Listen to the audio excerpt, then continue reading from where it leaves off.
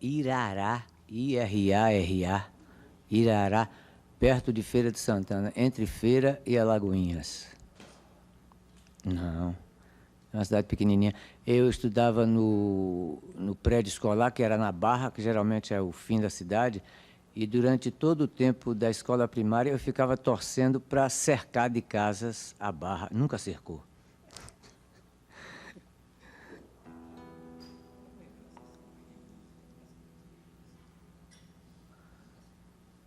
De música. Bom, realmente, quando eu fiz a música com a lavagem de Irará, quer dizer que eu intervi naquela coisa do folclore.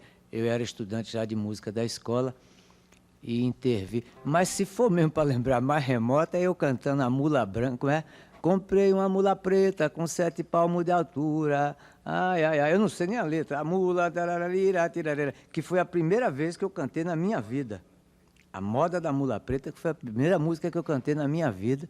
E uma moça que era da minha mesma rua e que era cantora, quando eu voltei, ela disse: você tirou o tom muito alto. Eu não sabia nem que diabo era tom, ficou por isso mesmo.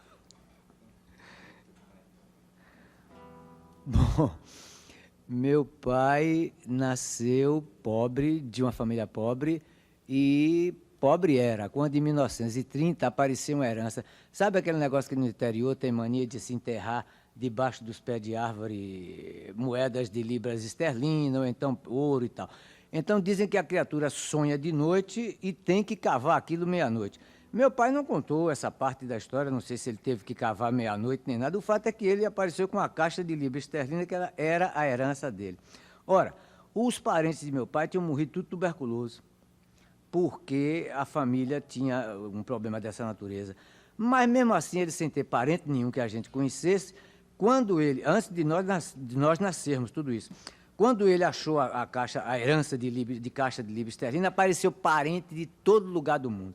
Ele disse: olha, está aparecendo parente demais, eu vou resolver da seguinte maneira: reúne todo mundo, tal dia, em tal casa, assim, assim. Sentou tudo em volta dele, ele abriu a caixa, tirou: um é sua, outro é sua, outro é sua, outro é sua, outro é minha, e tal, e tal, e tal, e tal, e tal, e tal, e tal, e tal. Pegou a dele, botou no bolso e saiu. Quando ele chegou na porta de casa, um cara vendendo um bilhete de loteria federal. Ele disse: não tenho dinheiro, eu tenho aqui umas libras esterlinas. Ele disse: não, eu sei fazer a conta, eu troco para o senhor. Bom, era o bilhete 0549, isso era em 1930, e ele comprou a sorte grande da loteria. E ganhou a sorte grande da loteria. Bom, ele aí pôde se candidatar a se casar com filha de gente rica, né? A primeira filha de gente rica que ele se casou foi uma contraparente, de qualquer forma seria a prima nossa. Foi Dona Mirandinha Miranda, filha de seu Cazuza Miranda. Em 1935, Dona Mirandinha morreu por causa de uma bobagem, de uma espinha. Esses negócios naquele tempo tinha um descuido, uma bobagem, a pessoa morria. Dizem que era uma santa mulher, Deus que a abençoe.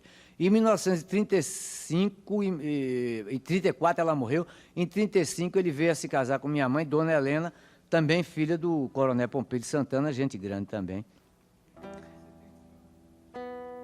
Ah, tenho lembrança dela com uns 30 anos, bonita, um pouco mais gorda do que as mulheres são hoje nessa idade, com aquele cheiro de pó de arroz, aquele tipo de perfumes daquela época, né?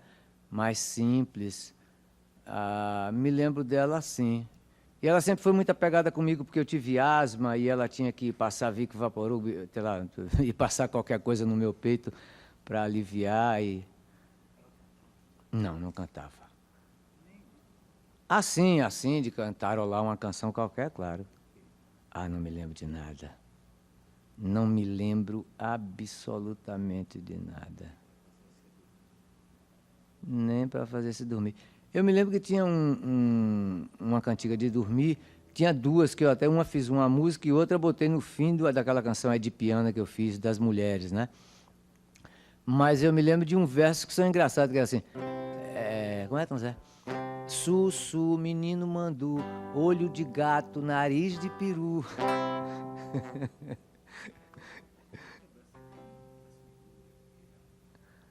Ah, bom, tenho muitas lembranças porque aquelas pessoas quase que amarraram e determinaram mandatos que eu passei a vida quase toda cumprindo. Me lembro das pessoas que circulavam na loja do meu pai, principalmente os caixeiros da loja, perdão, principalmente os fregueses da loja do meu pai. Porque, como Portugal e Espanha não ficaram infensos às invasões na Idade Média, Portugal e Espanha foram educados na Idade Média pelos árabes. E foram essas pessoas, energizadas pelo povo mais civilizado daquele tempo, que se incubou no Nordeste da Bahia.